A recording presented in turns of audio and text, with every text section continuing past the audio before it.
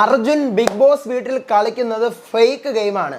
നീ കള്ളത്തരമാണ് ഇവിടെ കാണിക്കുന്നത്. 100 ദിവസം കഴിഞ്ഞ് ഇവിടെ നിന്ന് പുറത്തിറങ്ങുമ്പോൾ ഉള്ള നിന്നെ എനിക്ക് റിയൽ ആയിട്ട് കാണണം.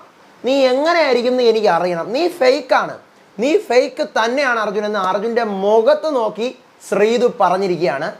എന്തെങ്കിലും സംഭവം ഉണ്ടോ അതിനകത്ത്? ഇത്രയും ദിവസം അവർ ഭയങ്കര കോംബോ ആയിരുന്നു, കാര്യമായിരുന്നു എല്ലാം. അങ്ങനെ ഇരുന്നിട്ട് ശ്രീതു ഇന്ന് ആ പടക്കം ഇന്ന് ഉച്ചയ്ക്ക് പൊട്ടിച്ചിട്ടിരിക്കുകയാണ്. നീ ഫേക്കാണ്. നീ ഇനി എന്തൊക്കെ പറഞ്ഞു കഴിഞ്ഞാലും നീ ഒരു കള്ളനാണ്, നീ ഫേക്കാണ്. സത്യം, ഈ സംഭവം ഇന്നത്തെ എപ്പിസോഡിൽ വന്നിട്ടുണ്ട്. പിന്നെ ഇത് മാത്രമല്ല, ശ്രീതു ഇന്ന് ഔട്ടായി. അർജുന് നല്ല വിഷമമുണ്ട്, ശ്രീതുവിന് നല്ല വിഷമമുണ്ട്. രണ്ടുപേരും ഷോക്കാവുന്നതിൻ്റെ പെട്ടെന്നുള്ള ഒരു മിഡ് വീക്ക് എവിക്ഷനാണ്. എനിക്ക് തോന്നുന്നു നമ്മുടെ ശ്രീജുൻ ദ എൻഡ് ആയിരിക്കാണ്. ഒരു സൂപ്പർ കോംബോ ആയിരുന്നു, ഇവരുടെ നല്ലൊരു കോംബോ ആയിരുന്നു. ലവ് ആണെന്ന് വെച്ച് കഴിഞ്ഞാൽ അതും അറിയില്ല, ഫ്രണ്ട്ഷിപ്പ് ആണെന്ന് വെച്ച് കഴിഞ്ഞാൽ അതും അറിയില്ല. പക്ഷേ ഈ പറയുന്ന പോലെ ഒത്തിരി ഫാൻ പേജസും കാര്യങ്ങളും ഒക്കെ തുടങ്ങിയിട്ടുള്ള ഒരു കോംബോ ആയിരുന്നു. പിന്നെ ശ്രീതുവിനെ കുറിച്ച് പറയാനാണെങ്കിൽ ശ്രീതുവിൻ്റെ കാര്യങ്ങളൊക്കെ എല്ലാവർക്കും അറിയാം. ശ്രീതു എന്ന് വളരെ ജെനുവിൻ ആയിട്ടുള്ള ഒരാളാണ്. ഈ പറയുന്ന പോലെ പിറകിൽ നിന്ന് കളിക്കുകയോ കുത്താനൊന്നും ആ കൊച്ചിനെ അറിയത്തില്ല. ഒരു ബിഗ് ബോസ് മെറ്റീരിയലേ അല്ല ശ്രീതു. പക്ഷേ ഇത്രയും ദിവസം എങ്ങനെയൊക്കെ ശ്രീതു ഭാഗ്യം കൊണ്ട് നിന്നു, അത്ര മാത്രമേ പറയുന്നുള്ളൂ. പക്ഷേ ശ്രീതു അതിനകത്ത് കാണിച്ചത് ഈ എന്താ പറയുക, ഭയങ്കര ജെനുവിനായിട്ട് അങ്ങ് നിന്നു. പക്ഷേ ഇവിടെ ജെനുവിനായിട്ട് നിൽക്കാനുള്ള പ്ലാറ്റ്ഫോം അല്ല ഇത്. ഇത് കളിക്കാനുള്ള പ്ലാറ്റ്ഫോമാണ്, ഗെയിമിൻ്റെ പ്ലാറ്റ്ഫോമാണ്. അപ്പോൾ അതുകൊണ്ട് അതിൻ്റേതായിട്ടുള്ള ഈ പറയുന്ന നെഗറ്റിവിറ്റിയും കാര്യങ്ങളൊക്കെ ശ്രീതുവിന് കിട്ടിയിട്ടുണ്ട്. അത് സ്വാഭാവികമാണ്. ശ്രീതുവിനെ കുറിച്ച് പറയാൻ ഇതേ ഉള്ളൂ. ശ്രീതു ജെനുവിനാണ്, റിയലാണ്. കാരണം ഈ പറയുന്ന പോലെ കോംബോ പിടിച്ച് നിന്നു എന്നുള്ളതല്ലാതെ ഒരു നെഗറ്റീവ് സത്യം പറഞ്ഞു കഴിഞ്ഞാൽ എനിക്ക് പറയാനില്ല. ഗെയിം കളിച്ചിട്ടില്ല, ഒന്നും ചെയ്തിട്ടില്ല, അതൊക്കെ ഓക്കെ. അല്ല, ശ്രീതു അങ്ങനെ ചെയ്തു, ശ്രീതു ഇങ്ങനെ ചെയ്തു, അവിടെ ശ്രീതു അടിയുണ്ടാക്കി, ഇവിടെ ശ്രീതുവാണ് കാരണം, അങ്ങനെയൊന്നും പറയാനായിട്ട് എൻ്റെ കയ്യിലൊന്നുമില്ല. സത്യം പറയാലോ, എൻ്റെ കയ്യിലൊന്നുമില്ല. പക്ഷേ ശ്രീതു ഈ പറയുന്ന പോലെ ഗെയിമിന് ആൾക്കാരുള്ള ഒരു വ്യക്തിയേ അല്ല. അത് ഞാൻ പറയുന്നു, ഒരു ബിഗ് ബോസ് മെറ്റീരിയലേ അല്ല. അപ്പോൾ അത് മാത്രമല്ല, ഇന്ന് ഗബ്രിയുടെ റീ എൻട്രി ആയിരുന്നു. വന്ന് നമ്മൾ പ്രതീക്ഷിച്ച പോലെ ഭയങ്കരമായിട്ടുള്ള ഒരു അതിര് കടന്ന ഒരു സംഭവം നമുക്ക് കാണാൻ പറ്റിയില്ല. ഒരു മയത്തിന്, ഒരു ലെവലിൽ, ഒരു ഫ്ലോയിൽ അങ്ങ് പോയി. വളരെ നല്ല കാര്യം. അത് അവർക്ക് രണ്ടുപേർക്കും പോസിറ്റീവേ ഉണ്ടാകത്തുള്ളൂ.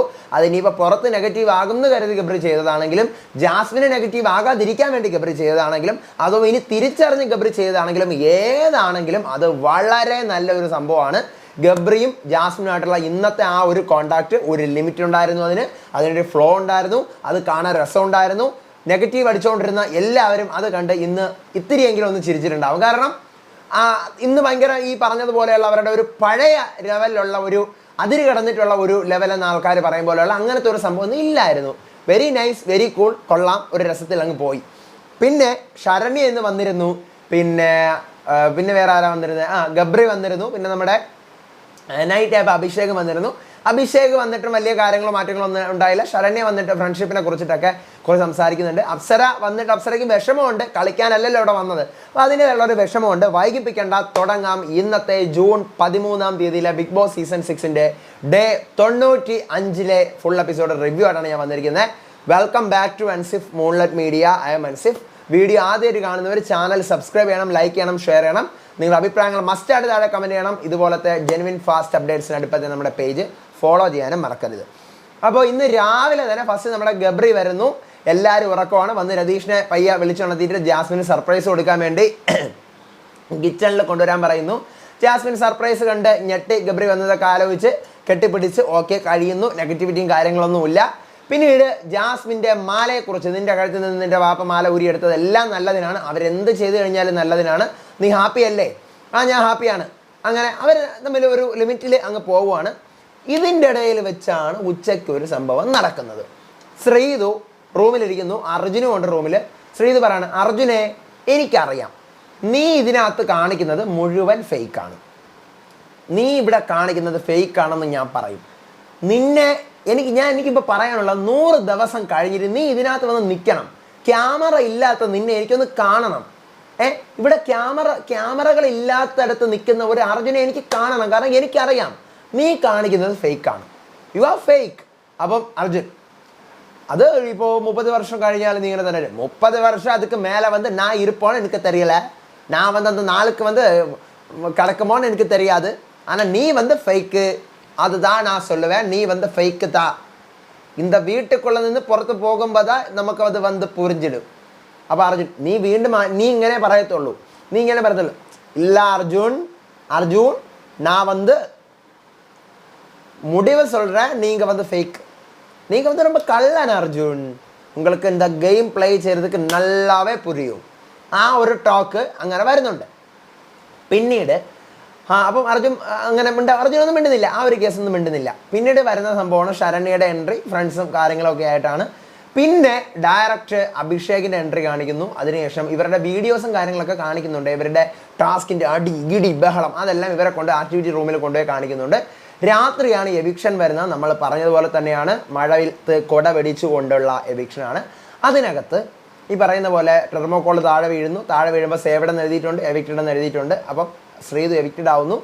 ശ്രീതു എവിക്റ്റഡ് ആകുമ്പോൾ ഭയങ്കര ഒരു അൺഎക്സ്പെക്റ്റഡ് ആയിട്ട് ശ്രീതുവിന് ഞാൻ ഒന്ന് ചോദിക്കട്ടെ, കഴിഞ്ഞ ആഴ്ച ശ്രീതു ഔട്ട് ആവാത്തത് കൊണ്ടായിരുന്നു ശ്രീതുവിന് ഞെട്ടൽ അല്ലേ? നാനോ ഞാൻ ഇங்கே இருப்பேனா, സിജു ഔട്ട് ആയിടിച്ചാ കടവുളേ അയ്യോ എന്ന് പറഞ്ഞ ശ്രീതു ഇപ്പം കോൺഫിഡൻസ് കൂടിയെന്ന് തോന്നുന്നു. ശ്രീതു ഇപ്പം എന്താ പറയുക, ഔട്ടായപ്പോൾ ശ്രീതുവിൻ്റെ കണ്ണൊക്കെ ഒന്ന് കാണുന്നത്, ശ്രീതു ഭയങ്കര ഒരു അത് കണ്ടപ്പോൾ എനിക്ക് പെട്ടെന്നൊരു വിഷമം തോന്നി. ശ്രീതു ഭയങ്കര ഒരു വിഷമം, അർജുനും അന്നേരം ഭയങ്കര ഒരു വിഷമം.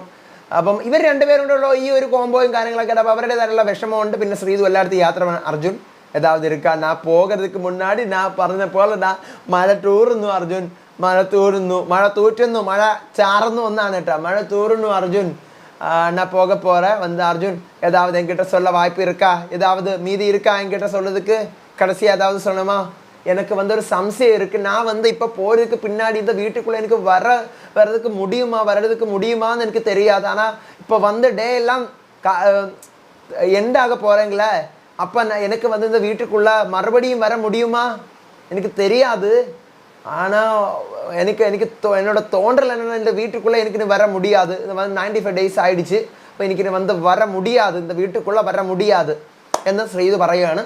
എന്നിട്ട് ശ്രീതു നേരെ എവിക്റ്റഡ് ആവുന്നു. എല്ലാവർക്കും വിഷമമുണ്ട്, കാര്യങ്ങളുണ്ട്. ശ്രീതു എവിക്റ്റഡ് ആവുന്നു. അർജുൻ നേരെ ബാത്റൂമിനകത്ത് കയറുന്നു, കരയുന്നു. പിന്നീട് അർജുനെ ആശ്വസിപ്പിക്കുകയാണ് അപ്സരയും ശരണ്യയും റസ്മിനും എല്ലാം ചേർന്ന്. ഇതാണ് ഇന്നത്തെ എപ്പിസോഡിൽ ഉള്ള സംഭവം, വേറെ ഒന്നുമില്ല. എന്തായാലും ശ്രീതു പോകുന്നതിന് മുന്നേ ഒരു ഡയലോഗെങ്കിലും അർജുൻ്റെ മുഖത്ത് നോക്കി പറഞ്ഞത് ഇറ്റ്സ് എ ബെറ്റർ തിങ്. ആരും പ്രതീക്ഷിക്കാത്ത നനയ്ക്കാത്ത ഒരു എവിക്ഷൻ ആയിരുന്നു mid week eviction of Bigg Boss season 6. അങ്ങനെ നമ്മുടെ ടോപ്പ് 5 കണ്ടസ്റ്റൻസിനെ നമുക്ക് കിട്ടിയിരിക്കുകയാണ്. ജിൻഡോ, ജാസ്മിൻ, അർജുൻ, ഋഷി, അഭിഷേക്. എവിടെ നിന്നൊക്കെയോ വലിച്ച് വാരി കൂട്ടി പിറക്കി വെച്ച അടുക്കി വെച്ച ഒരു ടോപ്പ് 5 ആണ് നമ്മുടെ മലയാളം ബിഗ് ബോസ് സീസൺ 6 ഇത്തവണ കിട്ടിയത്. ഞാൻ ഒട്ടും സാറ്റിസ്ഫൈഡ് അല്ലാത്ത ഒരു ടോപ്പ് 5 ആണ്. കഴിഞ്ഞ തവണത്തെ ടോപ്പ് 5 ഒക്കെ ഓക്കെ സെറ്റ്.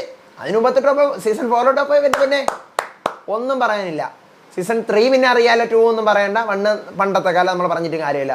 പക്ഷേ ഇത് ഈ പറഞ്ഞ പോലെ എവിടെ നിന്നൊക്കെയോ നമ്മൾ വാരിപ്പറക്കി കൂട്ടിയ ടോപ്പ് 5 ആണ്. നമുക്ക് നോക്കാം ഇനി എന്തൊക്കെ ട്വിസ്റ്റുകൾ നടക്കും. ഇനി ഒരു എവിക്ഷൻ എന്തായാലും ലാസ്റ്റ് ഡേ ഉണ്ടാവുള്ളൂ.